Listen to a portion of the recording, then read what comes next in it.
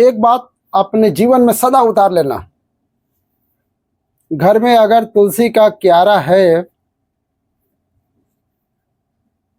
तो तुलसी महारानी हमें ये बता देती हैं कि हमारे घर में सुख आने वाला है कि दुख आने वाला है। जैसे शनि अपना प्रकोप दे रहा है या शनि उतर रहा है, ये किसी से पूछने की जरूरत नहीं पड़ती, अपने आप मालूम चल जाता है। कैसे? शनि कथा अगर आपने सुनी होगी तो उसमें व्याख्यान आता है शनि कथा में, पांव की चप्पल बार बार टूट रही है,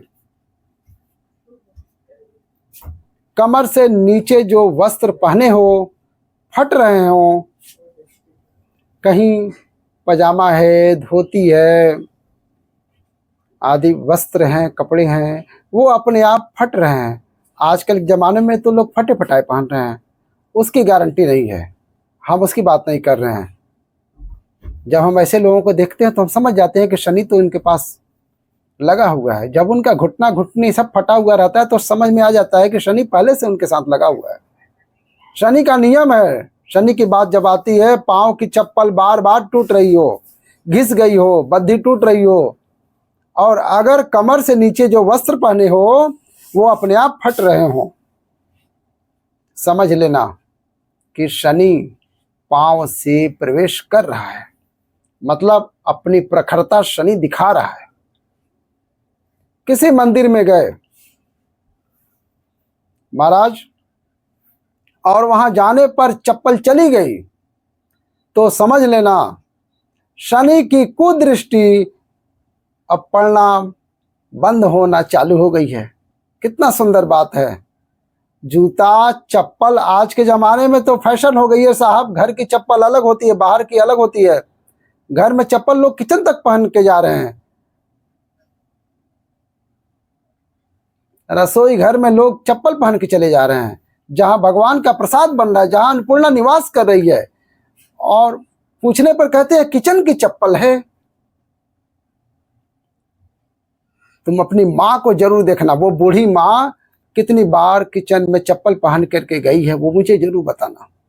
बूढ़ी माँ रसोई घर में आज भी बिना चप्पल के जाती है, और बहुओं की कहीं एड़ी भी फट जाए, ठंड भी बैठ जाए, ठंड ना लग जाए, इसलिए रसोई घर तक चप्पल पहन के चली जाती है। सूर्य नारायण की कथा पढ़ना,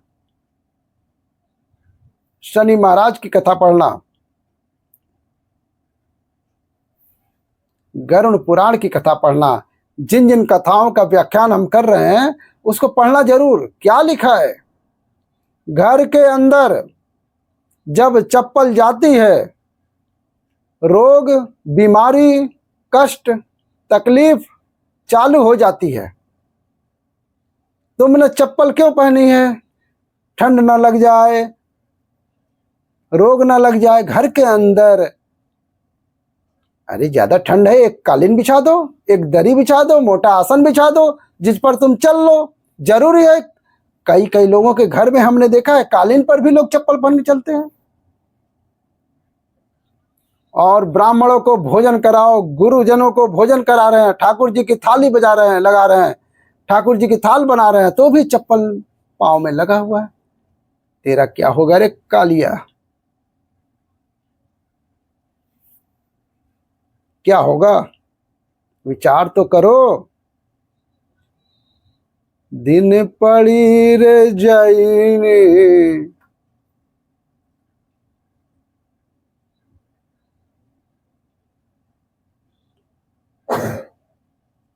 हरि नाम नहीं तो जीना क्या। अभी भी सुधर जाओ, अभी भी सुधरो, या तो सुधरो नहीं तो थोड़ा सा सुधरो। रसोई घर में अन्नपूर्णा रहती है।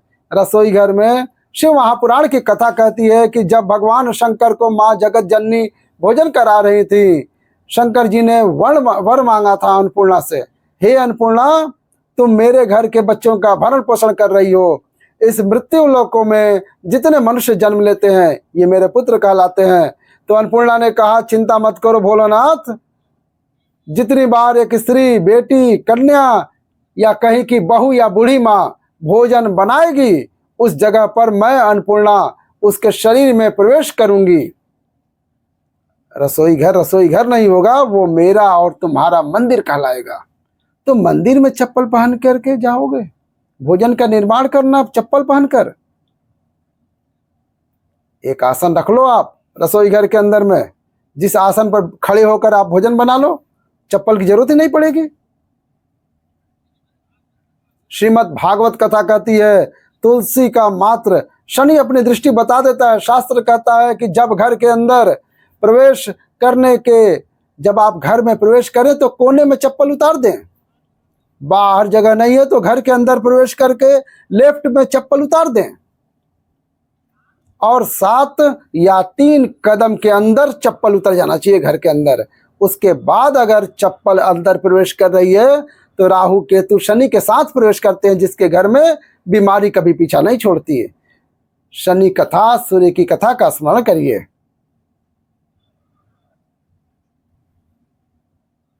महाराज, तुलसी बता देती है कि आपके घर की दशा क्या है। बार बार जल डालने के बाद भी जल तुलसी सूख रही है, बार बार आप पूजन कर रहे हैं, पाठ कर रहे हैं, तो भी तुलसी के दल सूख रहे हैं। तुलसी बता देगी कि तुम्हारे घर में तकलीफ आने वाली है, कष्ट आने वाला है। तुलसी सूख रही है, किसी ने जरूर कुछ ना कुछ ऐसा है जिससे घर में तकलीफ आएगी। तुमने लगाया फिर सूखी, तुमने लगाया फिर सूखी। तुलसा महारानी बता देती है कि कष्ट है, और जिस गमले की तुलसा ज्यादा घंघोर हो, आनंदमय हो, उस घर में तो फिर दुख नहीं आता, समृद्धि खुद बढ़ती चली जाती है। जिन शंकर भगवान को आप जल चढ़ाते हो, जिन ठाकुर जी से आप प्रेम करते हो, जिन भगवान श्री कृष्ण का स्मरण करते हो, राधा रानी का नाम जाप करते हो, जिस परमात्मा का आप भजन कर रहे हो, कीर्तन कर रहे हो, नाम जाप कर रहे हो, नाम स्मरण कर रहे हो, उससे तुम्हारा संबंध होना चाहिए, एक रिश्तेदारी होनी चाहिए। और उससे जब तुम्हारा कोई संबंध रहेगा, उससे तुम्हारी कोई रिश्तेदारी रहेगी, तो उस रिश्तेदारी में जैसे ही आपके प्राण छूटे, और छूटते ही जब आप गए, जाते ही आप कहोगे कि कृष्ण से मेरा ये संबंध है, वो मेरा पुत्र है, वो मेरा भाई है, वो मेरा बेटा है, वो मेरा सगा है, वो मेरा रिश्तेदार है, वो मेरा कुटुंबी है, वो मेरा पुत्र है। जब कहोगे उस समय तो तुरंत प्रवेश मिल जाएगा। महाराज, भगवान से संबंध होना चाहिए।